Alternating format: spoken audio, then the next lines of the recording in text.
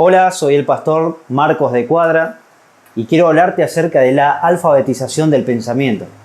Nosotros los seres humanos nos caracterizamos por ser los animales racionales, como dijo el filósofo Aristóteles.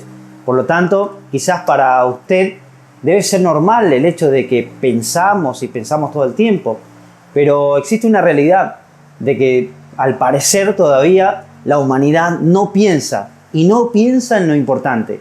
Por eso me parece extraordinario tener esta oportunidad de hablarte acerca de la alfabetización del pensamiento. Seguramente habrás escuchado hablar de alfabetización, en todos lados está, ¿no es cierto? En la educación, incluso en charlas en la calle, en el club, entre amigos, pero resulta que pocos hablan de la alfabetización del pensamiento. ¿Sabes por qué?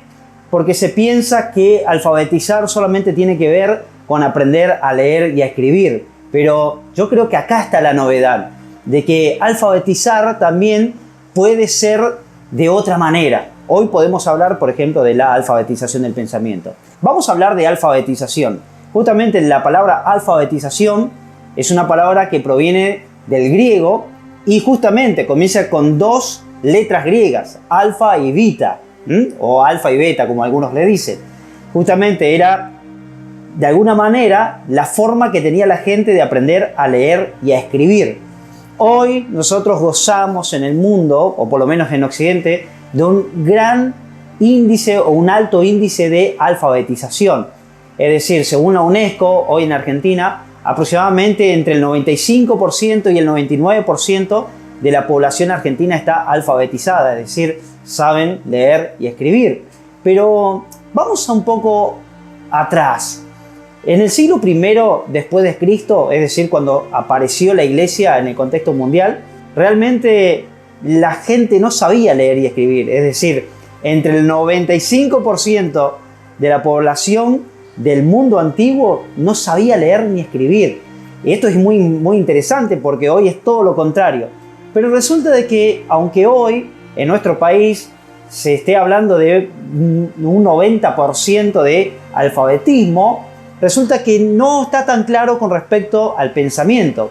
Sabemos leer y escribir, pero el problema está que no sabemos pensar. Y me parece que este encuentro está bueno para que te podamos dar algunas herramientas que te ayuden a pensar.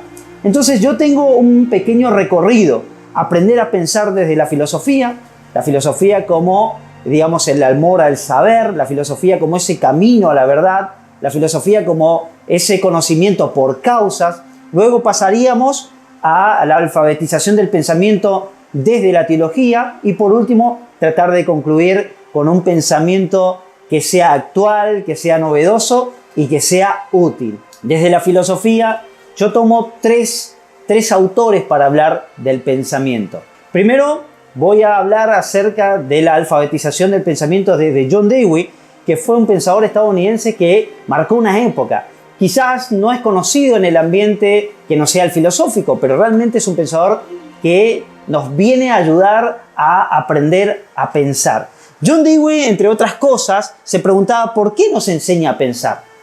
Y él tenía una frase que es muy interesante, me gustaría que la puedas leer, que la puedas meditar, que él dice: todo pensador cuando comienza a pensar pone en peligro alguna porción del mundo estable.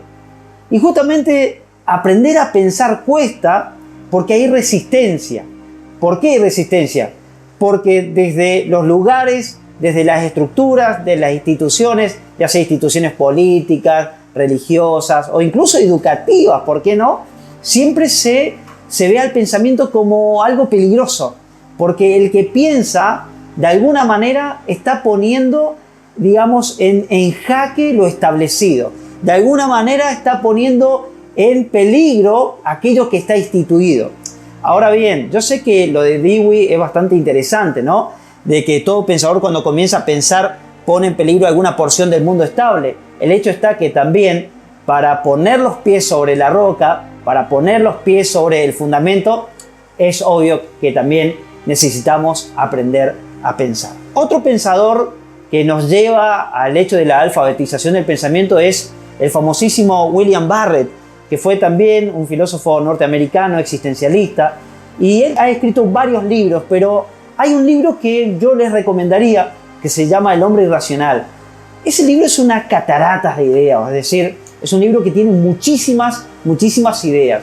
Y en este libro, William Barrett nos habla acerca de que incluso no siempre cuando pensamos lo estamos haciendo de manera correcta, o mejor dicho, no siempre que razonamos estamos pensando. Entonces, William Barrett de alguna manera nos dice que es importante aprender a pensar, que el hombre todavía no está pensando en lo importante porque se encuentra en un estado de alienación. Justamente la palabra alienación de alguna manera podría significar, o un sinónimo sería, digamos, enajenación o extrañamiento de uno mismo. En realidad, William Barrett nombra por lo menos 4 formas en que el hombre actual se encuentra alienado, es decir, 4 formas de alienación. La primera forma es que el hombre es o está extraño ante Dios, es decir, está extraño ante el ser. ¿Por qué está extraño ante Dios y extraño ante el ser? Porque en la sociedad actual, en esta famosa posmodernidad, el declinio ya de la modernidad, nosotros vivimos en una especie de caricatura. Esta realidad se nos presenta a nosotros como una caricatura de lo que es. Es decir, en este momento de la historia, el hombre se encuentra extrañado ante Dios. Yo estoy seguro, a través de lo que uno puede leer, investigar, escuchar, de que el hombre se encuentra cada vez más distanciado de Dios en estos tiempos. Será por el conocimiento científico, será ya por, digamos, las ideologías que andan dando vuelta, pero el hecho está que hoy en día se ve un alejamiento cada vez más grande acerca de la relación que tiene el hombre con Dios. Entonces, el hombre, según William Barrett, está alienado de Dios. Y al estar alienado de Dios, se encuentra alienado del ser. Es decir, el ser humano se encuentra en medio de cosas, en medio de objetos. Trata de llenar ese vacío con lo material, trata de llenar ese vacío con los objetos que están a su alrededor, pero esa cercanía a los objetos, esa cercanía a los entes, en realidad lo aleja cada vez más de la espiritualidad, haciendo un abismo entre el ser y el hombre. La segunda alienación que nos nombra William Barrett es que el hombre se encuentra extraño con la misma naturaleza. Yo me imagino que hace 60, 70 años atrás no era una novedad hablar acerca del cambio climático, por ejemplo. Digamos, los movimientos de ecologistas no estaban de moda, o por lo menos no se los veían. Pero hoy es real de que estamos viendo que la naturaleza está siendo arrasada por el ser humano. Quién sabe, podríamos hablar de que la humanidad es la gran plaga o el gran cáncer del mundo. Es decir, estamos contaminando la tierra, estamos contaminando el mundo. Es decir, cada vez más estamos extrañados con la naturaleza. Los griegos llamaban a la naturaleza physis, de ahí justamente sale la palabra física. Lo que nosotros conocemos como la ciencia física, en realidad es una ciencia que ya se había comenzado a estudiar en la antigua Grecia. Allá por el siglo VI a.C. aparecieron los primeros fisiólogos. ¿Por qué se llamaban fisiólogos? Porque estudiaban la naturaleza. Y lo interesante es que la palabra physis significa lo que brota, lo que de alguna manera está germinando, está naciendo. Es decir, los griegos tenían una idea interesante acerca de la physis, de la naturaleza. Era que siempre estaba brotando. Ahora, ¿qué pasa? Evidentemente, nosotros vemos que esta naturaleza que brota, que aparece, esta naturaleza que deviene, es una naturaleza que hoy se encuentra enemistada con el ser humano. De alguna manera le estamos provocando un gran daño a aquello que brota. Le estamos provocando un daño quizás irreparable a la naturaleza. Entonces, William Barrett de alguna manera tiene razón al decir de que el hombre está alienado con respecto a la naturaleza, extrañado con respecto a su casa. La palabra ecología, que es una palabra que está de moda, pero no solamente está de moda, sino que es una palabra que está en todos lados, proviene del griego ikos, que significa casa. Es decir, estamos con la casa desarreglada. El hombre se siente extraño ante la naturaleza porque ha descuidado su casa. Estamos descuidando nuestro hogar. La tercera alienación que nombra William Barrett es la alienación que él la llama extrañamiento, o el hombre está siendo extraño con el gigantesco aparato social político. Es decir, hoy más que nunca vemos una batalla ideológica. En nuestras escuelas, en nuestra sociedad, estamos atravesando momentos de crisis ideológicas. Ideas que vienen a confrontar a otras ideas, ideas que vienen, digamos, de alguna manera a socavar lo estable. Hoy nosotros vivimos en un tiempo donde el progresismo está avasallando nuestra sociedad argentina. Entonces, hoy nosotros nos sentimos extraños también a este movimiento ideológico. Una ideología es un conjunto de ideas que tiende de alguna manera a organizar la sociedad. Pero resulta de que las ideologías que hoy están operando en nuestra sociedad, de alguna manera nos están extrañando, nos están alienando de la forma de ser estable que nosotros quizás estábamos acostumbrados. ¿No será que deberíamos empezar a acostumbrarnos a esto, a cambiar esto? ¿O cuál es la posición que deberíamos tomar como cristianos? Es la gran pregunta que surge. Yo considero que el hombre y la mujer de estos días, comprometidos con Dios, comprometidos con el ser, tienen que brindar batalla ideológica a un mundo que necesita ideas claras, a un mundo que necesita sustento, a un mundo que necesita una verdad estable, una verdad absoluta para poder tener sentido en este mundo. Y la cuarta alienación que nos habla William Barrett es la alienación psicológica. ¿Por qué?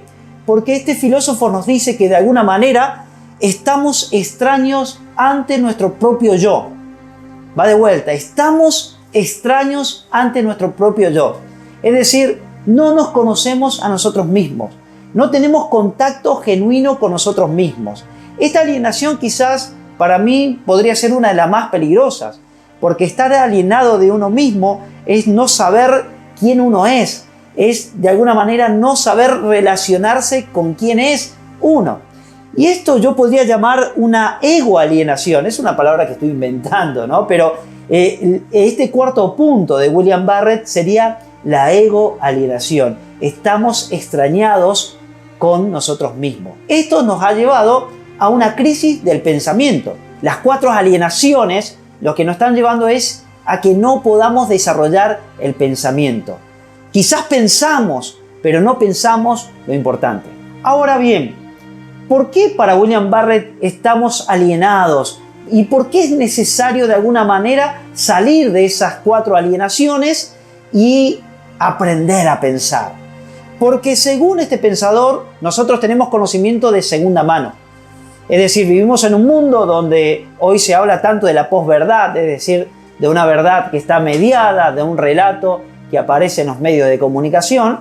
Y esta posverdad, es decir, esta verdad a media, estos relatos, estas interpretaciones, esta verdad de que no existe la verdad, ha hecho que el ser humano en el siglo XXI viva de un conocimiento de segunda mano. Entonces William Barrett lo que propone es que a través de la alfabetización del pensamiento, a través de aprender a pensar, podamos conocer las cosas como son y no estar masticando, consumiendo un pensamiento de segunda mano, una verdad de segunda mano. El tercer pensador que me parece muy importante abordar es el famoso pensador alemán Martin Heidegger. Bueno, Martin Heidegger es una figura un poco controvertida en el mundo de la filosofía por algunas cuestiones acerca de su afiliación política, pero de alguna manera no es lo interesante en este video, sino contarte qué cosas nos puede dar Martin Heidegger para aprender a pensar. Martin Heidegger es un pensador que escribió muchísimas obras. Una de sus obras más importantes es Ser y Tiempo. Es una obra que ha influenciado el pensamiento en el siglo XX de una manera como ninguna. Ahora bien, hay una obra que es la que me llama la atención, que se llama ¿Qué significa pensar? Y en esta obra Heidegger dice algo muy loco. Él dice que nosotros, los seres humanos, todavía no pensamos. Yo sé que me estás escuchando y estás preguntándote ¿cómo puede ser de que todavía no pensamos? Sí, Heidegger dice eso, que todavía los seres humanos no pensamos. Es decir, los seres humanos, según Heidegger, a través de la ciencia y de la técnica, estamos sumidos en el mundo de las cosas, en el mundo de los entes. En este caso, entes y cosas son sinónimos, es decir, a través de la ciencia nosotros nos sumergimos en la entidad, nosotros nos sumergimos en el mundo de los objetos, nosotros nos sumergimos en el mundo de la técnica, de la tecnología, pero no pensamos.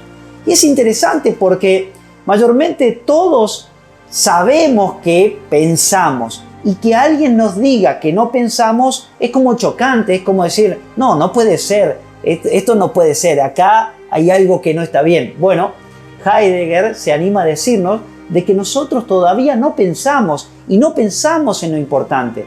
De alguna manera, él intenta en esta obra, que se llama ¿Qué significa pensar?, mostrarnos el camino para llegar al verdadero pensamiento.